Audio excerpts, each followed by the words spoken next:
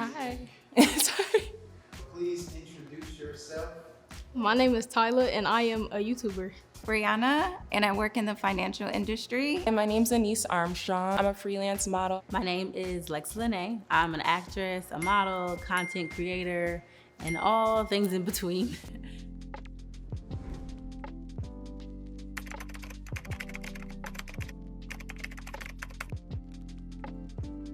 It's huge. Growing up, like my parents have always taught me, like you gotta have your hair done. Like you're not leaving the house with your hair nappy. Like it's gotta be braided, some bobos, anything. Like put something in your hair. If you came home from the playground and your hair was messed up, like you were in trouble. Like you have to get that together. You want to present yourself to the world the best way you can, and that means having your hair done. I would say about every week or so, I do a different hairstyle. I've did the big chop, I've had it really short, I've had it really long, and now we're kind of in this in-between stage. And it shapes who I am in a sense because it's a way for me to express myself.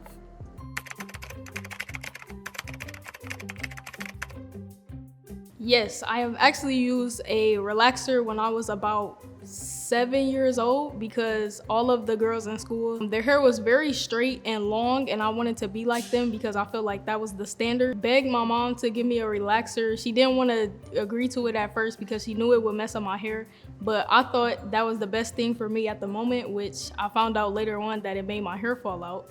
So, yeah. Yeah, I did, but it wasn't me and it wasn't my fault. It was my mom's.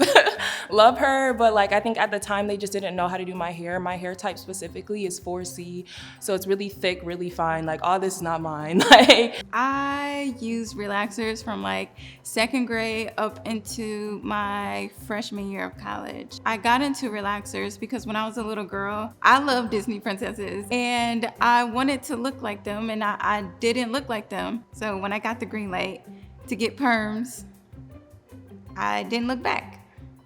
And how did that feel getting a perm? What is that experience like? It's painful, it burns. I felt that it was burning my hair, but they told me the burning was good. Like that means it's working. Like It was burning my scalp like severely, but Your scalp is on fire, and then they say, no, that's a good thing. That means it's working. And you're like, what? This is crazy. I just thought it was gonna be a good thing. Like your hair was gonna be straight and you can, still wear it natural if you wanted to, but it was gonna be more manageable.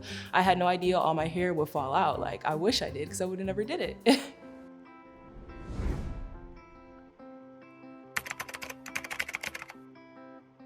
I wear makeup maybe 2 to 3 times a week, mostly for work purposes. So when I'm shooting, when I'm filming. If I'm going out to dinner or if you're going into like a work event. Probably like 2 to 3 times a week. Also depends on how much I shoot.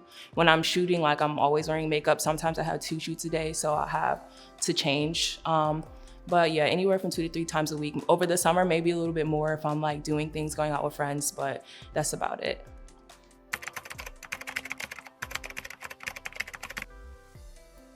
Absolutely. If I didn't come in made up or open to being made up, it would probably dim out how many opportunities and jobs you can get. I think it's just kind of like the cost of the game. Like I can't really complain about it because some people will expect you to wear makeup. You have people who will, prefer you more natural. But at the end of the day, like it's just a part of the whole package that they're trying to put together. Like you're trying to serve a look. The beginning of my career, I just really wasn't that secure regarding my face because I had a lot of acne, and I used that to cover up my imperfections. And it's almost addicting because it's like that's who you see yourself as, and when you take it off, you look like a different person. It's a slippery slope when you deal with makeup sometimes. Here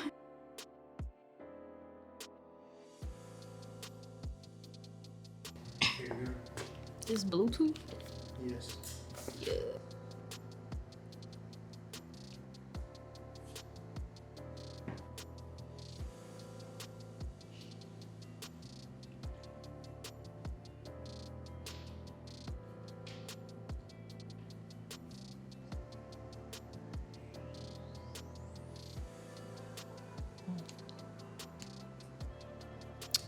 Man.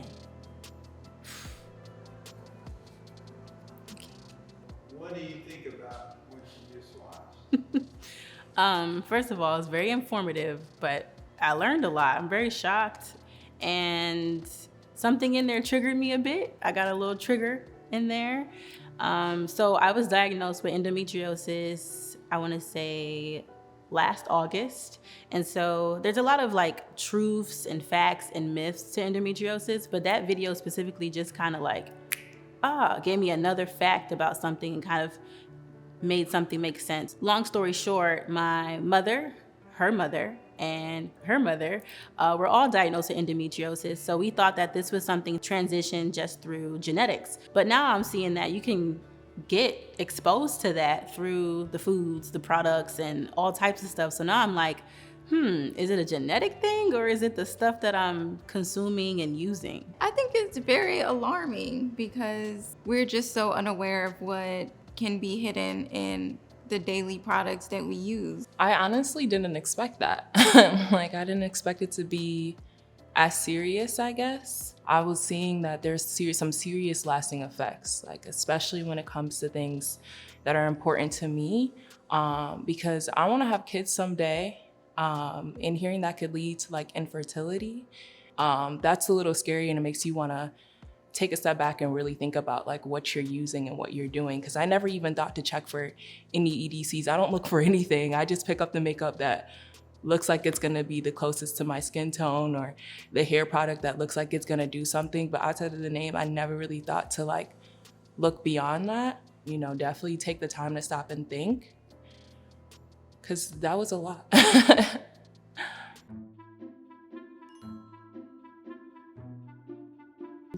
All right.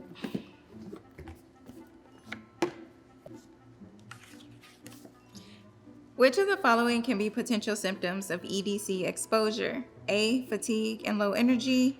B, mood swings and irritability. C, weight gain or difficulty losing weight. Or D, all of the above. I'm gonna say D, all of the above.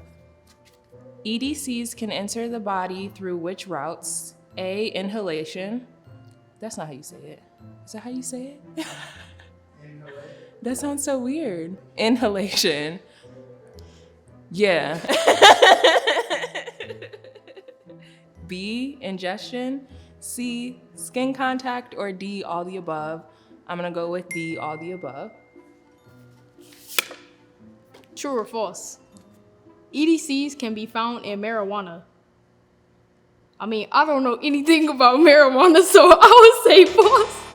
True or false? EDCs only affect women. I'm gonna say false. Based on what they told us in the video, seems like anybody can be impacted.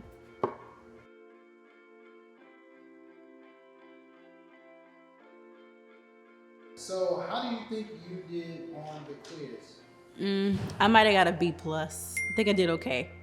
I think I did good. Like, I think I passed, and that's what's important. I would say I got like a A+. I think I was excellent. If you had to guess your score, what would you say? I'll say 100.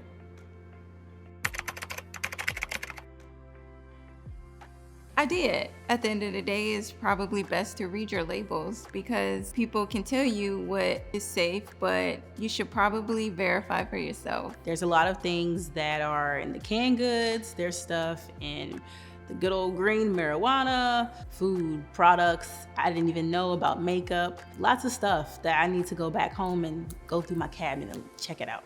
The number one thing that I learned about EDCs is definitely them causing infertility. Like, that's just what keeps ringing a bell in my mind. I didn't think about it because I guess like when you're young, you don't really pay attention. You don't think anything could happen to you. But now knowing like as a model, how much makeup I use on a regular basis, how much hair products I use, I'm constantly changing my hair.